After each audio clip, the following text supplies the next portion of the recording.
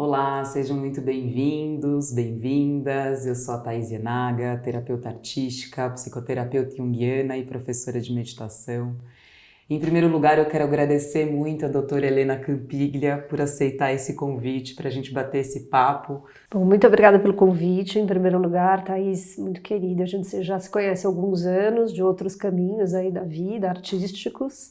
E eu sou médica, clínica geral, médica integrativa, estou me formando agora em medicina integrativa, depois de 2 anos de bastante estudo. E faço há muitos anos, há mais de 20 anos, eu faço acupuntura e medicina tradicional chinesa. E a minha experiência em saúde da mulher, ela vem a partir da acupuntura e da medicina chinesa, e depois eu acabei indo cada vez mais para essa área, porque as mulheres começaram a chegar no consultório, apesar da minha área de especialidade, em primeiro lugar, ser clínica geral e dor, eu passei a trabalhar cada vez mais com mulheres em questões de infertilidade, mulheres que engravidavam e que perdiam, ou que engravidavam e queriam induzir um parto, tentar uma virada de posição de bebê, e pós-parto, puérperas, mulheres na menopausa. Então, esses anos todos eu venho trabalhando muito com a questão da saúde da mulher, passou a ser um tema bastante prevalente assim, no meu consultório, e eu acabei escrevendo um dos meus livros, que é Saúde da Mulher e Medicina Tradicional Chinesa, que é sobre esse assunto, e agora tem um segundo livro no forno, que é Saúde da Mulher e Medicina Integrativa. Então é um assunto do coração mesmo, falar sobre as mulheres e sobre a saúde de forma bem ampla, psíquica e física. E o que você acha importante, né, a partir desse conhecimento médico, as mulheres e homens saberem, né, que viveram esse processo ou que estão, né, nesse processo de preparo para conceber, né, gestar e parir uma criança? Para a gente fazer uma diferenciação, né, eu vou falar um pouco da questão do engravidar e depois eu acho que a gente pode falar do abortamento propriamente dito, que é bastante comum, bastante frequente, para a gente significar as coisas de forma diferente. Então, as mulheres que querem engravidar e os casais que querem engravidar nos dias de hoje se deparam com uma questão ambiental e uma questão estrutural de vida que eu acho muito séria em relação à nutrição, em relação a excesso de atividades e pouquíssimo tempo para se resguardar, para ter um corpo energético e físico pronto para esta gestação. Então, a mulher, o homem, enfim, eles são sementes de nova vida, mas a mulher em específico é um terreno onde essa semente vai ficar armazenada e ela vai poder brotar. E este terreno, para estar fértil, é muito importante cuidados que a gente teria com a natureza, né? Irrigar, arar esse solo, dar o tempo das estações, poder fazer esses cuidados para que frutifiquem essas sementes. E hoje o que a gente tem são vidas muito corridas, muito falta de ritmo. A gente vê muito isso em medicina tradicional chinesa, que um dos elementos responsáveis pela fertilidade tem a ver com os ritmos do corpo, da vida, e quando a gente atropela, isso se traduz muitas vezes numa menor fertilidade, numa maior dificuldade de concepção.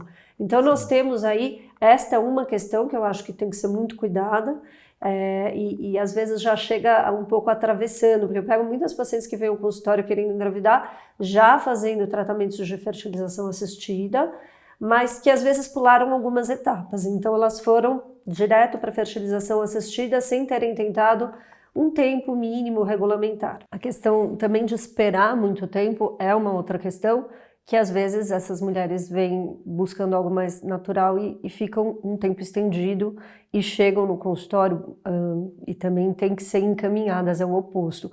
Então, assim, mas de qualquer forma existe um ritmo a ser observado desse corpo, dessas menstruações, desses ciclos, e também a questão da alimentação, do sono, do estilo de vida e do ambiente, porque a gente tem hoje, infelizmente, não é só o que você come, mas um solo empobrecido, alimentos com menos vitaminas, com menos vitalidade, aquilo que a gente chama de Jing na medicina chinesa, que é a vitalidade do corpo das pessoas e do espírito das pessoas também está na natureza ao nosso redor. Então a gente tem uma natureza que também está sofrida com as condições ecológicas do mundo de hoje. Então tudo isso se reflete numa fertilidade talvez mais difícil. E obviamente também as mulheres estão querendo engravidar um pouco mais tarde Isso que eu ia falar. e fica mais difícil. E qual que você falou do tempo mínimo, né, regulamentar? Quanto que é esse tempo mínimo? Em medicina, a gente fala que uma fertilidade natural, ela deve ocorrer normalmente em torno de 1 ano, e 80% dos casais que não engravidaram em 1 ano vão engravidar em até 2. Só que esperar 2 anos para uma mulher de 38 anos é diferente de esperar 2 anos para uma mulher de 30. Então, uma mulher que tenha 30 anos, ela pode esperar 2 anos e, se isso não acontecer, partir para uma investigação, olhar o que está acontecendo. Eu diria 1 ano, 1 ano e pouco, porque também começa aí a ter uma ansiedade, não engravidei, então depois de 1 ano é muito difícil que nenhum médico investigue o que está acontecendo. Agora, quando a gente fala de uma paciente que chega, olha, acabei de casar, ou conheci uma pessoa legal, quero tentar engravidar, e ela está perto dos 40, a gente não espera 1 ano nem 2 de forma nenhuma. A gente pode, inclusive, dependendo do caso, depois de 2 ou 3 meses, já partir para uma investigação. Por conta da idade, porque você não pode deixar passar muito tempo, correndo risco do envelhecimento dos óvulos, e daí você perder a chance de talvez essa mulher engravidar sim naturalmente. Você tem que ter certeza que está tudo bem, que está tudo visto ali, a parte clínica, tireoide, exames de sangue, hemograma, exames de imunidade, fazer um screening básico, não precisa fazer exames muito complexos, observar se está ovulando ou não, para daí então prosseguir para ou um tratamento natural de observação do ciclo, que a gente chama de coito programado ou namoro em casa, ou partir para uma fertilização assistida com o auxílio de uma clínica, seja uma inseminação, uma fertilização in vitro, se assim for necessário. E os fatores que levam a definir, então, que é importante ir para uma fertilização in vitro, né, para uma FIV, que condições que fazem, que determinam, né?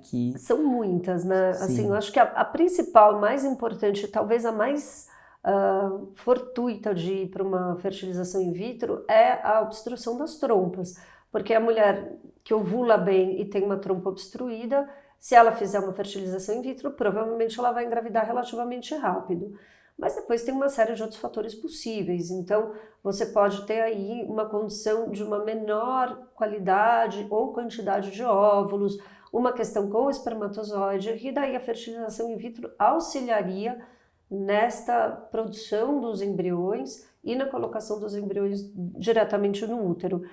Se a mulher tem as trompas pérvias e o homem tem um espermatozoide móvel e de boa qualidade, pode ser tentado naturalmente, quer dizer, o natural ele confere uma chance de gravidez de cerca de 10% ao mês. Isso vai caindo um pouco com a idade. E por isso a gente fala 1 ano, porque em 1 ano você tem 12 meses. Probabilidade não funciona assim, mas se você for pensar em 1 ano 10 vezes, mais ou menos perto de 100%. Pelo menos 1 ou 2 ciclos por ano a gente não ovula. Então a gente tem aí perto de 100% em 1 ano.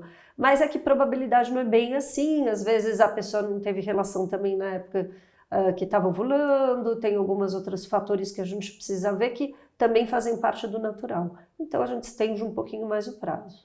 Tem essa coisa da probabilidade, né? E às vezes a gente fica tentando fazer com que colocar todas nesse padrão que de repente a medicina determina, né? E cada ser é único, né? Então, eu me senti um pouco, né, vivendo esse processo nessa pressão, o seu antimuleriano talvez, e aí você já começa a entrar em um monte de preocupações e que às vezes só acabam dificultando ainda mais esse processo de concepção, né? Certamente. O antimileriano, ele é um hormônio que mede a quantidade de óvulos que você tem, ou seja, ele vai contar da sua reserva ovariana. Hoje é um exame muito pedido, mas não é um exame determinante. Ele é só um exame para falar, olha, não deixa muito mais para frente. Só que o antimileriano, às vezes, ele tem falhas. Eu já vi o antimileriano subir no segundo exame. Você não consegue subir uma reserva. Então, ou seja, houve algum problema laboratorial, de análise laboratorial. Então, as técnicas laboratoriais de coleta do antimileriano variam, inclusive, dependendo da época do ano que você colhe. Sim. Então, não é tão fidedigno assim, é um exame importante, mas eu já vi muita gente chegar no consultório tratando o antimileriano, não a infertilidade.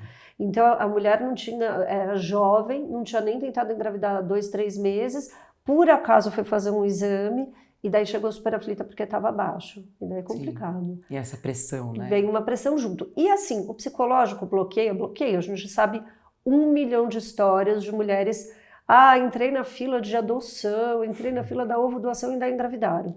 Então todo mundo conhece a história assim, o que não quer dizer que tem uma chave de liga e desliga, né? Assim, bom, não, é que você tá tensa, relaxa. Você falar isso para uma mulher é a pior coisa que tem, porque ela já tá, né, na busca, já olha, nossa, menstruei de novo, e agora? Então, isso por si já é muito frustrante, já vai tratando e trazendo questões muito profundas, né, do feminino, do masculino. Muitas vezes se confunde fertilidade com feminilidade, ou fertilidade masculina com potência, e são outras questões que estão em voga. E eu acho que sim, a gente está num momento atual da humanidade, do mundo, que talvez as pessoas estejam menos férteis mesmo, até pela quantidade de pessoas que tem no mundo, que seja alguma regulação aí que a gente está passando. Né? As pessoas, você não vê mais famílias com 10 filhos, e, independente de qualquer questão, né? Sim. Socioeconômica, ou de tempo que a pessoa tenta engravidar. Realmente a gente tem visto uma fertilidade talvez um pouco mais comprometida no âmbito geral, não só individual. Né? Parece, na minha experiência eu percebi, parece que a gente não tem mais confiança nessa capacidade inata da mulher de gestar, né? E por um lado tem essa questão que é positiva da medicina, da gente poder acompanhar esse processo de uma maneira bem, né, de perto, assim, com muitos exames e tudo, mas tem um outro lado que a gente acaba entrando em noias e preocupações excessivas, né, por conta disso, justamente, né. E isso bloqueia, muitas vezes bloqueia. E daí, assim, os pacientes que vêm no consultório fazer acupuntura, medicina chinesa, uma das coisas que a gente faz é baixar a ansiedade, porque a acupuntura libera endorfina, melhora a serotonina. Então, existe ali uma regulação que acontece através de uma tranquilização e que melhora, inclusive, a ovulação. Mas não só, né? E daí, falando um pouco da acupuntura, a acupuntura ajuda a estimular a ovulação especificamente, ajuda a trazer mais ciclos ovulatórios. Mulheres que fazem fertilização in vitro é super legal de ver, porque elas falam, olha, o ciclo que eu fiz acupuntura, comparado com o que eu não fiz, eu tive mais óvulos, melhores óvulos, que é uma coisa que só quem faz FIV consegue comparar um ciclo com o outro. E trazendo um pouco também a situação do aborto espontâneo, a acupuntura também pode auxiliar no processo desse aborto ser de uma maneira um pouco mais natural e sem precisar de intervenções como a curetagem, por exemplo? Super pode. Esses dias mesmo eu estava tratando uma paciente que veio, fez uma sessão, conseguiu expelir. Enfim, existe um tempo, né, quando você sofre um abortamento, existe um tempo para o seu corpo entender que não está mais grávido e para essa gravidez sair. Esse tempo ele é muito sofrido, assim, é difícil. As mulheres estão grávidas, mas não estão grávidas, estão com o bebê dentro de si, mas não estão. Então, assim, tem muitas mulheres que optam pela curetagem, porque também não tem aquele risco de você sangrar no meio da rua e passar mal num lugar público. E ok, até um certo ponto. Por quê? Porque quando você faz a curetagem, em primeiro lugar, você vai precisar de mais tempo para poder voltar a tentar engravidar. Então, uma mulher que faça um abortamento espontâneo natural, sem curetagem, depois de um mês ela já pode tentar engravidar. Uma mulher que faça curetagem leva 3 meses, no mínimo, para ela poder voltar a engravidar. Porque esse útero fica machucado, a cureta, ela machuca um pouquinho, né? Seja por aspiração, seja com a cureta propriamente dita. E, infelizmente, esses dias eu tive uma paciente que veio com uma infertilidade secundária pós-curetagem. Ela fez inúmeras curetagens, porque ela teve uma série de abortos, aí por causa desconhecida, está investigando, mas agora o endométrio dela não cresce. Então, este é um efeito colateral muito grave. Se esse endométrio ficar muito fino, por ter sofrido na curetagem, você vai ter uma outra infertilidade, que é a do útero, não é a do ovário. E que ela é de difícil resolução. Não é simples fazer um endométrio voltar a crescer, que sofreu muitas injúrias. Então, sim, a acupuntura pode ser usada e deve ser usada toda vez que a mulher assim o desejar, porque ela vai ajudar no processo natural, contar para o corpo, olha, a gravidez acabou, estimular para entrar em trabalho de parto, São os mesmos pontos que a gente usa para indução de trabalho de parto. E assim, o que eu sempre digo, se eu usasse esses pontos numa mulher grávida que não perdeu o bebê, o que ia acontecer? Ela ia perder o bebê no meio da gravidez? Ela está lá com 5 meses de gestação, está tudo bem, eu vou lá e uso pontos para induzir o parto. Não vai acontecer nada, no máximo um pouco de cólica, porque o corpo está hormonalmente todo alinhado e a acupuntura não vai provocar o abortamento.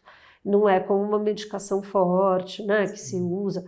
Mas quando você já tem um começo de entendimento, olha, acabou a gestação, mas não está tudo alinhado, ela dá esse toque, acabou a gestação, está na hora de... E eu falo assim, que dá aquele empurrão para que entre ou num trabalho de parto, ou enfim, numa eliminação de um abortamento completo, incompleto, enfim. E qual, assim, talvez o maior desafio, né, de conceber um bebê que você entende, assim, de modo geral, talvez? Eu acho que varia tanto de mulher para mulher, Thaís. Assim, tem mulheres que... Bom, primeiro, uma vez, né, como que eu engravido? Acreditar, isso que você estava falando, acreditar no próprio corpo, é possível. Eu tenho fertilidade, isso vai dar certo. Sim. Me lembro quando eu comecei a tentar engravidar, eu tinha certeza que eu não ia conseguir, porque eu só trabalhava com mulheres que tinham questões de fertilidade. E assim, de fato não foi um problema, mas eu estava tão acostumada a ver mulheres que tinham essas questões que eu comecei a duvidar. Falei, será que dá? Então eu acho que isso está um pouco impregnado hoje na nossa cultura, sim, que muitas mulheres vão precisar de auxílio. O auxílio é muito legal, mas ele não é um a priori. E infelizmente as coisas não são tão simples como as clínicas muitas vezes fazem a gente acreditar. Ah, não, se não der nada certo, com 38, 39, 40 eu vou fazer um tratamento. Não é bem assim. Mesmo o congelamento de óvulos para ser usado futuramente, o que muitas mulheres têm optado, então moças de 35, 36 começam a ver que não tem um parceiro, vou congelar meus óvulos, vou deixar para depois, mas já não são os melhores óvulos e o congelamento faz perder qualidade. Então, assim, não é que você está garantindo a sua fertilidade. Quantas mulheres eu vi que congelaram os óvulos aos 35, descongelaram aos 41, porque acharam um parceiro e os óvulos não estavam bons. Então, não houve gestação com esses óvulos. Então, eu acho que depende de mulher para mulher, e uma vez grávida, eu acho a grande questão é a aceitação desse estado de gravidez, dessas mudanças necessárias, desse não controle, porque hoje a gente está na era do controle, todo mundo controla tudo. Então, o não controle, não sei como vai ser, não sei que tempo que eu eu não ser mais dono do seu próprio tempo, essa escuta, e daí falando já de puerpério, né? Poxa, essa escuta de meu bebê precisa de alguma coisa, mas eu ainda não falo a língua dele. Quanto tempo vai levar para se comunicar? Leva tempo, a gente precisa de silêncio, precisa de calma. Eu até falo assim, chocar um ovo, nenhum bichinho choca ovo andando, correndo. A gente precisa sentar no ninho. E a gente está fazendo isso, a gente está tentando chocar um ovo assim. Está todo mundo dando, né, muitas voltas, correndo muito. Então, como que é isso? Tanto para o puerpério, quanto para engravidar, quanto para a própria gestação, que é esse parar. Então, a mulher se deixar ser acolhida e ao yin, que é uma energia, uma qualidade da energia. A energia, segundo a medicina tradicional chinesa, ela tem duas qualidades, o yin e o yang. E eles são opostos complementares, como a noite, o dia, a luz e o escuro, o homem e a mulher. E no yin você tem um atributo que é o atributo da calma, da paciência, da espera, da escuta, muito diferente da ação, que é uma característica do yang. Então, se deixar vir o yin, se deixar ser acolhido por esse yin, deixar que esse yin se manifeste na vida de uma mulher, é a própria característica do gestar, é a característica do engravidar, do gestar e do puerpério, que é este outro lugar de menos ação e mais escuta. Você não sabe o que vai vir, mas você está ali, paciente, escutando. Me vem uma cena de um filme que se chama Bebês do Mundo, que é lindo esse filme. É um documentário francês, onde eles vão filmando um monte de situações, né, de maternidade. E uma cena que eles filmam são mulheres na África, em tribos africanas, e as crianças brincando. Essas mulheres estão ali fazendo a comida, fazendo o que precisam fazer, sentadas, e as crianças ao redor. E eu olho e falo, gente, como deve ser bom para a criança saber, minha mãe está aqui sentada, minha mãe não vai levantar, não vai para o trabalho, não vai fazer outra coisa, não vai responder o celular, não vai sair correndo. Não, ela está aqui, ela está aqui. É um ser ali sentado e todas as crianças em volta circulando. É uma cena muito forte. E hoje a gente tem essa questão, né, das mulheres com excesso de papéis, né, vivendo muito esse arquétipo do masculino, né, e isso gera um desgaste tremendo, né, uma desvitalização também que inclusive dificulta esse processo, Dificulta muito. E essa questão que você trouxe, né, do Yin, eu entendo muito que a meditação é uma prática justamente para a gente exercer mais esse lugar, né, de abrir esse espaço, né, de esvaziar um pouco esse excesso de atividade do pensar, né, e começar a ir para o âmbito do sentir mesmo, né, da gente poder ampliar esse espaço de escuta, de aceitação, né, de acolhimento com o que quer que esteja passando, né, acontecendo na sua experiência, sejam dores, enfim, sentimentos que a gente julga como negativos, mas que eles precisam também de colo, né? Estar ali, né? Com a sua experiência de meditação, nas aulas de meditação, você sente muita dificuldade de trazer essa prática para as mulheres e para os homens também? Como que é, assim, nas suas classes, nas suas aulas? Normalmente é isso. Tem muita gente que já não se acha que não é habilitado a praticar meditação, porque é isso, porque não para de pensar, né? Então, realmente, quando a gente imagina, né, uma gaveta que está ali sempre fechada, na hora que a gente abre, que a gente começa a observar a nossa atividade mental, é aí que você, de fato, realiza o quanto que você pensa, né? Porque normalmente a gente está fazendo isso inconscientemente, sem perceber, né? Então, esse primeiro contato é algo que assusta muitas pessoas, né? Num primeiro momento você fala, meu Deus, eu não consigo não pensar, né? E conseguir atravessar esse primeiro momento para que você tenha essa paciência, né? De falar, ok, não consegui dessa vez, e não é uma questão também tem muita essa coisa de conseguir chegar num lugar. Não, você não está indo para lugar nenhum. Na verdade, é simplesmente reconhecer aquilo que já que é inerente da sua essência, que eu chamo desse espaço do ser, da presença, né? Não é alcançar ou atingir um estado de iluminação que está fora de você ou que você precisa se isolar para algum lugar para isso, né? E o desafio, acho que, desses tempos modernos é a gente conseguir integrar essa consciência vivendo essa vida atribulada que a gente tem, né? E como que a gente traz esse equilíbrio, né? Algo que é muito essencial mesmo. Muito. E assim, você tem alguma dica, alguma sugestão para essas mulheres, homens, casais, né, que estão nesse processo de conceber um bebê? Que sugestão que você teria, assim? Tá bem. Então, assim, essa questão da nutrição eu acho fundamental. Hoje em dia, as mulheres que têm mais dificuldade de conceber, que mudam a sua alimentação, sua nutrição de uma forma positiva, normalmente tem uma resposta depois de 6 meses a 1 ano, não é uma mudança rápida, mas a gente também tem mulheres que já têm uma alimentação excelente e tal.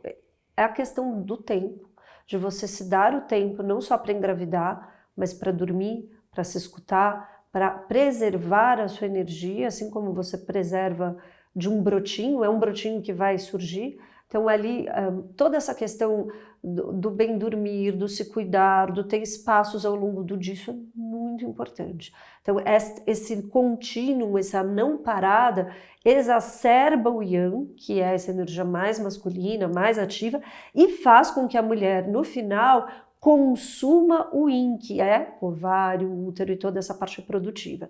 Então, neste equilíbrio Yin e Yang, e para o homem também, o esperma também é Yin, se você exacerbar demais a sua energia produtiva, ativa, na correria do dia a dia, nas demandas, nesta vida externa, você vai consumir aquilo que tem de mais Yin no seu corpo, que é justamente a parte reprodutiva vital.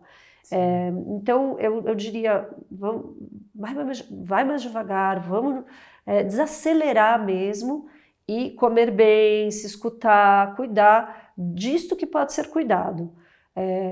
Logicamente, atividade física é fundamental, não dá para ficar sem, mas daí não é aquela atividade física frenética, porque senão a gente vai entrar de novo nesse consumo, nesse excesso do yang que consome. E daí dentro da medicina chinesa, da acupuntura, da medicina integrativa, a gente tem outras coisas que são um pouco mais de consultório, como a própria acupuntura, o uso de determinadas ervas, fitoterápicos, que também auxiliam de uma forma muito benéfica homens e mulheres que querem tentar engravidar. E você tem alguma dica de filme ou, enfim, livro que você possa indicar para as pessoas, para os casais que estão nesse processo? São em inglês os livros e filmes que me vêm à mente. Tem um livro que eu gosto muito que se chama Inconceivable, que não é aquela que não pode conceber, mas eu não posso conceber que isso está acontecendo comigo. Na verdade, é um trocadilho. Inconceivable é um livro super interessante que foi escrito já há alguns anos por uma mulher que tentava engravidar, procurou uma clínica de fertilização assistida nos Estados Unidos. O nome dela é Indi Chova, é o sobrenome da autora. E essa clínica nega até que ela faça tratamento, porque as clínicas nos Estados Unidos ficam se ranqueando. E como ela já tinha 41, 42 anos, ela não era uma boa candidata para o ranking da clínica. Ou seja, provavelmente ia ser difícil e o ranking da clínica ia cair. Então eles falam, olha, aqui não vai rolar, tal, talvez houve doação, mas acho que naquela época não se fazia muito. E ela fica inconformada, volta para casa e fala, não, eu vou mudar minha alimentação. E ela faz acupuntura, ayurveda, ela muda a alimentação completamente, ela passa a fazer exercícios como yoga, tai chi, meditação, ela muda a vida dela. E ela engravida naturalmente. E ela já estava na perimenopausa, ela já estava com o FSH bastante alto, perto dos 50, que demonstrando a baixa reserva, a baixa resposta. Ela reverte esse quadro, ela é engravida, é super bonito e ela conta esse percurso dela. Que lindo. E depois tem um seriado que eu assisti, eu não me lembro agora qual era o stream, mas acho que foi na Amazon, não tenho certeza, que se chama Trying, também em inglês, Tentando, Trying, que é um seriado em inglês, e que a moça ela tenta engravidar, não consegue, e daí a luta deles por adotar, e é lindo, assim, eles são super amorosos, é um casal super amoroso, vai mostrando as frustrações, as dificuldades, mas a beleza da vida nesse processo, porque às vezes as pacientes se perdem um pouco e perdem conexão consigo mesma, com o sentido da vida, é muito frustrante não conseguir engravidar, então se reconectar com o sentido da vida neste processo, que é um processo de busca pela vida, é muito importante. Então esse seriado me tocou muito, porque eu acho ele bonito, assim. O casal é muito amoroso, as coisas que vão acontecendo são muito bonitas. Helena, eu quero agradecer muito a sua presença. Eu tenho a maior admiração pelo seu trabalho e para mim é uma honra te receber. Nossa, eu fico muito feliz, Thaís. Eu também fico muito feliz de estar com você, que você é uma querida, o seu trabalho também tem sido maravilhoso e cada vez mais, né? Porque você está ampliando toda essa sua busca de curas e de conexões. Muito obrigada. Obrigada de coração. Obrigada e um ótimo dia para todos. Obrigada.